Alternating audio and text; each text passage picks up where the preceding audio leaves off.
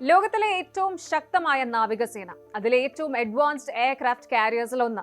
ആയിരക്കണക്കിന് സൈനികർ, nuclear powered propulsion, F-35C super Hornet പോലെയുള്ള യുദ്ധവിമാനങ്ങൾ. പക്ഷേ ഇന്ന് USS എബ്രഹാം ലിങ്കൺ വാർത്തകളിൽ നിറയുന്നത് അതിന്റെ മിസൈൽസിന്റെയോ ഫൈറ്റർ ജെറ്റ്സിന്റെയോ പേരിലല്ല. കടലിലൂടെ ഒഴുകി നടക്കുന്ന മിനി സിറ്റി എന്ന് വിശേഷിപ്പിക്കപ്പെടുന്ന അമേരിക്കയുടെ ഏറ്റവും വലിയ ന്യൂക്ലിയർ പവേർഡ് വിമാനവാഹിനി കപ്പലായ USS എബ്രഹാം ലിങ്കൺ ഇന്നൊരു വലിയ ദുരന്തത്തിന്റെ വക്കിലാണ് എന്ന് പറയണം.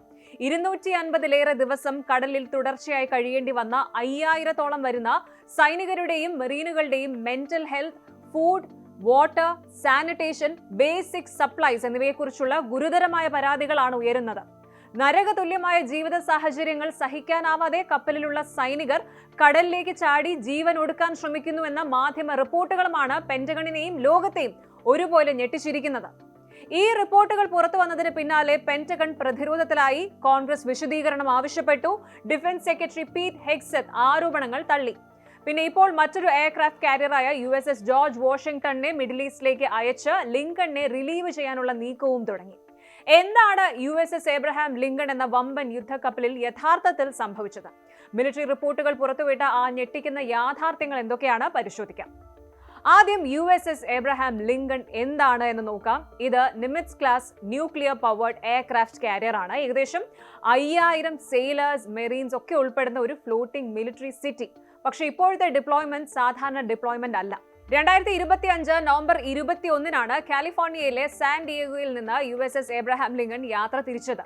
പസഫിക് മേഖലയിലെ സാധാരണ സുരക്ഷാ പര്യടനത്തിന് വേണ്ടി പുറപ്പെട്ട കപ്പൽ 7 മാസത്തെ സേവനത്തിന് ശേഷം 2026 മെയ് മാസത്തോടെ തിരികെ നാട്ടിലെത്തും എന്നായിരുന്നു വാഗ്ദാനം അല്ലെങ്കിൽ പ്രതീക്ഷ.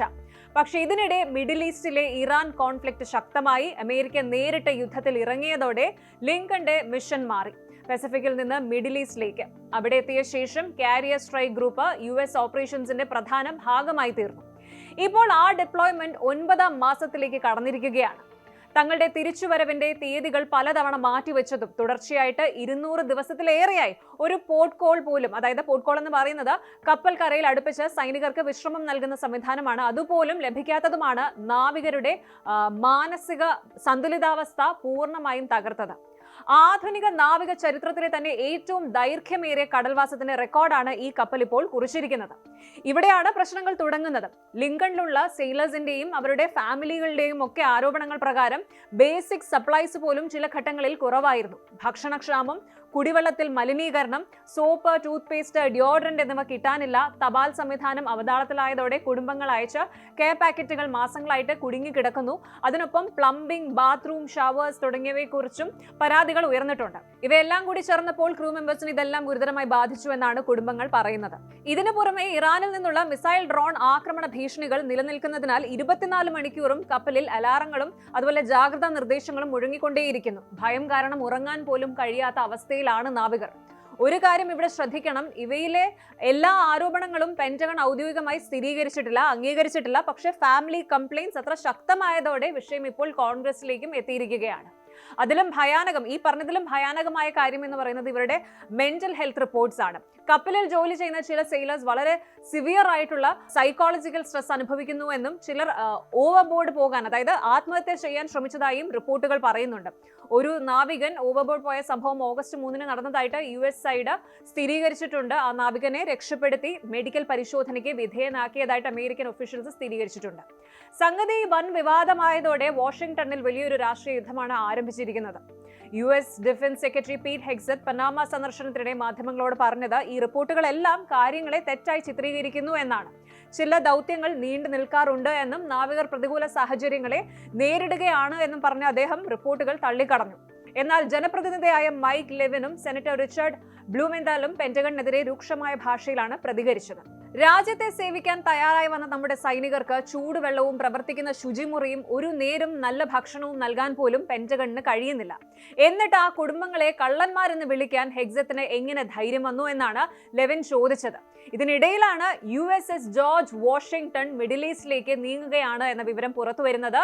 പസഫിക് ബേസ്ഡ് എയർക്രാഫ്റ്റ് കാരിയറായ ജോർജ് വാഷിംഗ്ടൺ ലിങ്കണെ റിലീവ് ചെയ്യാനുള്ള മിഷനിലേക്ക് പോകുന്നതായിട്ടാണ് പുതിയ റിപ്പോർട്ട്സ്. ഇത് വളരെ സിഗ്നിഫിക്കന്റ് ആണ്, കാരണം ലിങ്കണിലെ ക്രൂവിന് ആശ്വാസം ലഭിക്കാനുള്ള സാധ്യത ഇതിലൂടെ ഉയരുന്നുണ്ട്. ജോർജ് വാഷിംഗ്ടൺ ഡനാങ് നിന്ന് പുറപ്പെട്ട സ്ട്രേറ്റ് ഓഫ് മലാക്ക വഴി ഇന്ത്യൻ ഓഷനിലേക്ക് നീങ്ങുകയാണ്. തുടർന്ന് മിഡിൽ ഈസ്റ്റിലേക്ക് എത്തി ലിങ്കണിനെ റീപ്ലേസ് ചെയ്യാനാണ് പദ്ധതി. പക്ഷേ US ഒഫീഷ്യൽസ് പറയുന്ന ഒരു ഇമ്പോർട്ടന്റ് പോയിന്റ് ഉണ്ട് ഇവിടെ. ഈ കാരിയർ റൊട്ടേഷൻ ഇപ്പോഴത്തെ കോൺട്രവേഴ്സി ഉണ്ടായതിന്റെ റിയാക്ഷൻ അല്ല, ഇത് നേരത്തെ പ്ലാൻഡ് ആയിട്ടുള്ള ഒരു റൊട്ടേഷൻ ആയിരുന്നു എന്നാണ് ഒഫീഷ്യൽസ് പറയുന്നത്. അതുകൊണ്ട് റിപ്പോർട്ട്സ് പുറത്തു വന്നതുകൊണ്ട് മാത്രമാണ് വാഷിംഗ്ടണിനെ അയച്ചത് എന്ന് ഉറപ്പിച്ചു പറയാൻ ഇപ്പോൾ കഴിയില്ല. എങ്കിലും ടൈമിംഗ് ശ്രദ്ധേയമാണ്. ലോകത്തിലെ ഏറ്റവും വലിയ സൂപ്പർ പവർ എന്ന് അവകാശപ്പെടുമ്പോഴും തങ്ങളുടെ സൈനികരുടെ അടിസ്ഥാനപരമായ ശാരീരിക മാനസിക ആരോഗ്യത്തെ അവഗണിച്ചാൽ ഏത് വൻശക്തിക്കും എന്താണ് സംഭവിക്കുക എന്നതിന്റെ തെളിവാണ് USS എബ്രഹാം ലിങ്കൺ. ആധുനിക ആയുധങ്ങളും സാങ്കേതിക വിദ്യയും എത്രയുണ്ടെങ്കിലും അവ പ്രവർത്തിപ്പിക്കുന്ന മനുഷ്യരുടെ നിശ്ചയദാർഢ്യമാണ് ഏതൊരു സേനയുടെയും കരുത്ത് എന്ന് പറയുന്നത്. പശ്ചിമേഷ്യയിൽ അവസാനമില്ലാത്ത യുദ്ധങ്ങളിൽ സൈനികരെ അനിശ്ചിതമായിട്ട് തളച്ചിടുന്നത് അമേരിക്കൻ നാവികസേനയുടെ മൊത്തത്തിലുള്ള മനോവീര്യത്തെയാണ് ബാധിക്കുന്നത്. ജോർജ് വാഷിംഗ്ടൺ എത്തുന്നതോടെ ലിങ്കണിലെ സൈനികർക്കും നാവികർക്കും ഒക്കെ നാട്ടിലേക്ക് മടങ്ങാൻ കഴിഞ്ഞേക്കാം. പക്ഷേ അമേരിക്കൻ പ്രതിരോധ വകുപ്പിന് ഏൽക്കേണ്ടി വന്ന ഈ കറ അത്ര എളുപ്പത്തിൽ മാഞ്ഞു പോകില്ല.